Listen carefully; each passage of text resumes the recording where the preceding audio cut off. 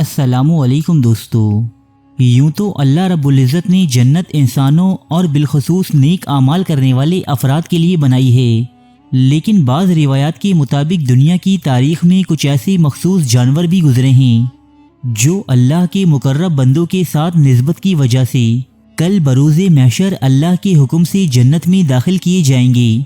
दोस्तों, कौन से 10 जानवर किस वजह से और क्यों जन्नत में जाएंगे, यही हमारी आज की वीडियो का मौजू है। तो चलिए बयान करते हैं जन्नत में जाने वाले 10 जानवरों का तज़किरा। नंबर 1, अल कस्वा। दोस्तों, कस्वा नबी करीम सल्लल्लाहु अलैहि वसल्लम की ऊँटनी का नाम था। ये वही ऊँटनी थी जिस पर सवार होकर नबी करीम सल्लल्लाहु अलैहि वसल्लम ने मदीना मुनव्वरा की जानिब हिजरत फरमाई थी। यही वो ऊँटनी है जिसके ऊपर मैदानी अरफात में वाक़े एक पहाड़ जबले रहमत, जिसे जबले अरफा भी कहा जाता है, में नबी अकरम सल्लल्लाहु अलैहि वसल्लम ने हज्जतुल विदा के मौके पर खिताब फरमाया था। मैदानी अरफात में जिस जगह ये ऊँटनी खड़ी थी वहाँ आज एक सफ़ेद लो नस्ब है। दोस्तों, रिवायात के मुताबिक आप सल्लल्लाहु अलैहि वसल्लम कस्वा से इंतहाई मोहब्बत करते थे और कल बरोज़ी क़यामत जब नबी अकरम सल्लल्लाहु अलैहि वसल्लम शानो शौकत के साथ जन्नत में दाखिल होंगे तो आप अपनी इसी ऊँटनी यानी कस्वा पर सवार होंगे। यूँ आपसे निस्बत की वजह से सबसे पहले जन्नत में दाखिल होने वाला जानवर अल कस्वा नामी यही ऊँटनी होगी। नंबर 2, हज़रती सौलेह अलैहिस्सलाम की ऊँटनी नाकतुल्ला। दोस्तों, नाकतुल्ला के मानी है अल्लाह की ऊँटनी। ये हज़रती सौलेह अलैहिस्सलाम की ऊँटनी को कहा गया है। इस ऊँटनी का जिक्र कुरान मजीद की सूरह हूद की आयत नंबर 64 में किया गया है। रिवायात के मुताबिक ये ऊँटनी हज़रती सौलेह अलैहिस्सलाम का मौजज़ा था जो सबके सामने एक पहाड़ी से बरामद हुई थी। हज़रती सौलेह अलैहिस्सलाम की कौम ने कहा था कि अगर आप वाकई अल्लाह के नबी हैं तो इस पहाड़ी से एक ऊँटनी निकाल कर दिखाएं जो बाहर आकर बच्चा पैदा करे। अल्लाह के हुक्म से ऐसा ही हुआ, लेकिन इस नाफरमान और बदबख्त कौम ने ईमान लाने की बजाय अल्लाह की भेजी हुई इस ऊँटनी को कत्ल कर दिया। इसी वजह से इस कौम पर अल्लाह का अजाब नाजिल हुआ। दोस्तों, कहा जाता है कि ये ऊँटनी भी जन्नत में जाएगी। नंबर 3, हज़रत इब्राहीम अलैहिस्सलाम का बछड़ा। दोस्तों, रिवायात के मुताबिक हज़रत इब्राहीम अलैहिस्सलाम के पास अल्लाह के भेजे हुए 2 फरिश्ते तशरीफ़ लाए और ये दोनों इंसानों की शक्ल में थे। इन्होंने आकर हज़रत इब्राहीम अलैहिस्सलाम को इनके बेटे की बशारत दी और हज़रत लूत अलैहिस्सलाम की कौम पर अजाब नाजिल होने का हुक्म सुनाया। चूँकि ये दोनों फरिश्ते इंसानों की सूरत में बतौर मेहमान आए थे, इस वजह से इनके लिए हज़रत इब्राहीम अलैहिस्सलाम ने एक बछड़ा ज़िबा किया कि इन्हें खाना खिलाया जाए। तो जब खाना पेश किया गया तो उन्होंने कहा कि हम अल्लाह के भेजे हुए फरिश्ते हैं और हम ये नहीं खा सकते। दोस्तों, इस बछड़े के हवाले से बाज़ रिवायात में आता है कि वो भी जन्नत में जाएगा। नंबर 4, हज़रत इस्माइल अलैहिस्सलाम का दुम्बा। दोस्तों, जब अल्लाह रब्बुल इज़्ज़त ने हज़रत इब्राहीम अलैहिस्सलाम को इनके बेटे हज़रत इस्माइल अलैहिस्सलाम को अल्लाह की राह में कुर्बान करने का हुक्म दिया तो आप अपने बेटे को इसकी मर्ज़ी से ज़िबा करने के लिए ले गए। अल्लाह के हुक्म से जब आपने अपनी आँखों पर पट्टी बांधकर हज़रत इस्माइल अलैहिस्सलाम को ज़िबा करना शुरू किया तो अल्लाह पाक ने इनकी जगह जन्नत से एक मेंढा वहाँ नाजिल फरमाया और हज़रत इस्माइल अलैहिस्सलाम को महफूज फरमाकर हज़रत इब्राहीम अलैहिस्सलाम की कुर्बानी कबूल फरमाई। दोस्तों, रिवायात के मुताबिक वो मेंढा जो हज़रत इस्माइल अलैहिस्सलाम की जगह जन्नत से भेजा गया था, वो चूँकि आया भी जन्नत से था, इसीलिए वो कल बरोज़े क़यामत जन्नत में दाखिल किया जाएगा। नंबर 5, हज़रत मूसा अलैहिस्सलाम की गाय। दोस्तों, इस गाय का जिक्र कुरान मजीद में बहुत तफसील के साथ मौजूद है। कुरान मजीद की सबसे बड़ी सूरत सूरह बकरा इसी गाय के नाम से मंसूब है।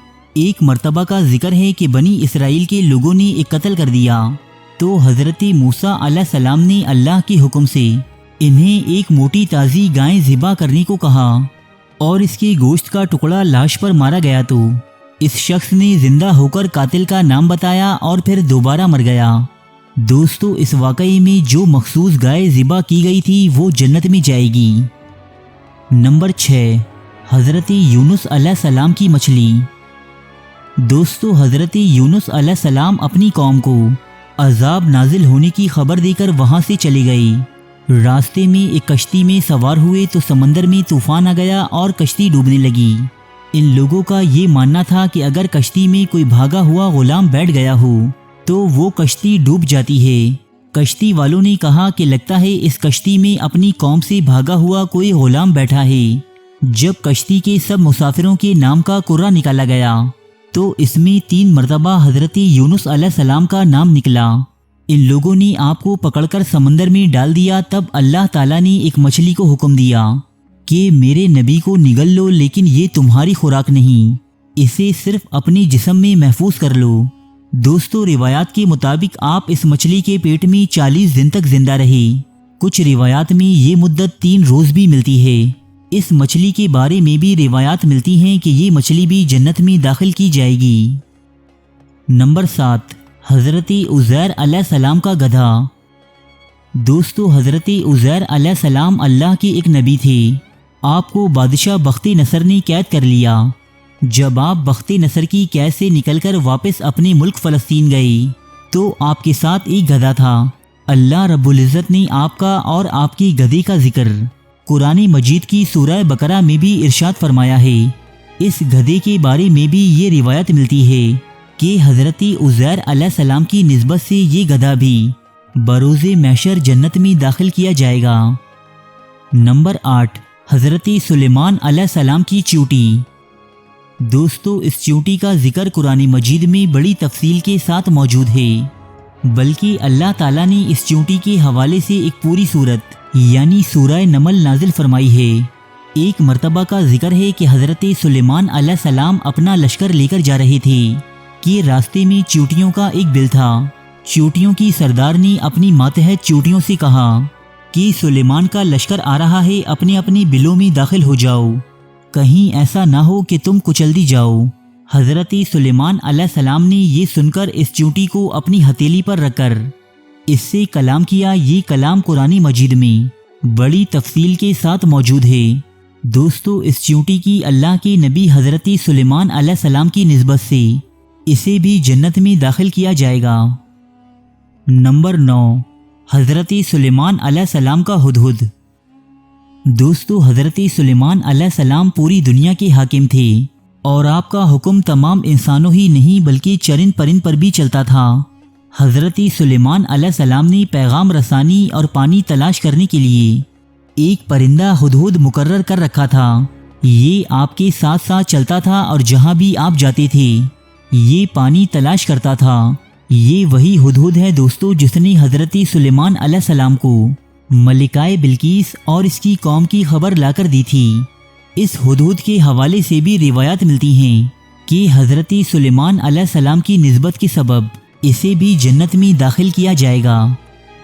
نمبر 10، اصحاب کہف کا کتا۔ دوستو، اصحاب کہف کے کتے کے حوالے سے بہت سی روایات میں آتا ہے کہ یہ کتا بھی جنت میں داخل کیا جائے گا۔ حق پر گامزن ایک جماعت یعنی اصحاب کہف جب بادشاہ دقیانوس سے بھاگ کر دوسرے ملک گئے تو ان کے ساتھ ایک کتا بھی موجود تھا جو ان کے پیچھے پیچھے جا رہا تھا۔ روایات میں آتا ہے کہ اصحاب کہف نے کافی کوشش کی کہ یہ کتا ان کا ساتھ چھوڑ دے، لیکن اس کتے نے اصحاب کہف کا ساتھ نہیں چھوڑا۔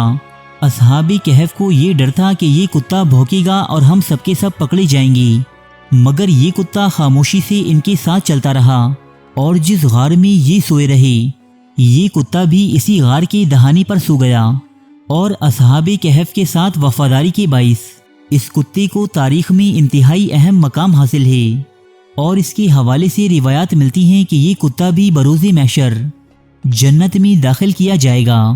دوستو، آخر میں ہم یہ بات واضح کرتے چلیں کہ ایسی کوئی مستند حدیث یا آیت موجود نہیں کہ جس میں ان جانوروں کی جنت میں جانے کی خبر دی گئی ہو۔ البتہ یہ ویڈیو قصص الانبیاء، تذکرہ انبیاء اور کئی مفسرین کی بیان کردہ روایات سے اخذ کر کے بنائی گئی ہے۔ ارے فرینڈز، 1 منٹ، آپ ایسے ہی جا رہے ہیں؟ اتنی محنت سے ویڈیو بنائی ہے، ایک لائک تو بنتا ہے نا؟ اور دوسرا یہ کہ آپ ہمیں اتنی بڑی دنیا میں دوبارہ کیسے ڈھونڈیں گے؟ تو اس کا حل یہ ہے کہ آپ ہمارے چینل کو سبسکرائب کر لیجئے اور اس بیل کے آئیکن کو کلک کر دیجئے۔ اس طرح ہمارے آنے والی تمام ویڈیوز آپ تک پہنچتی رہیں گی۔ ارے ڈریے مت، یہ بالکل فری ہے۔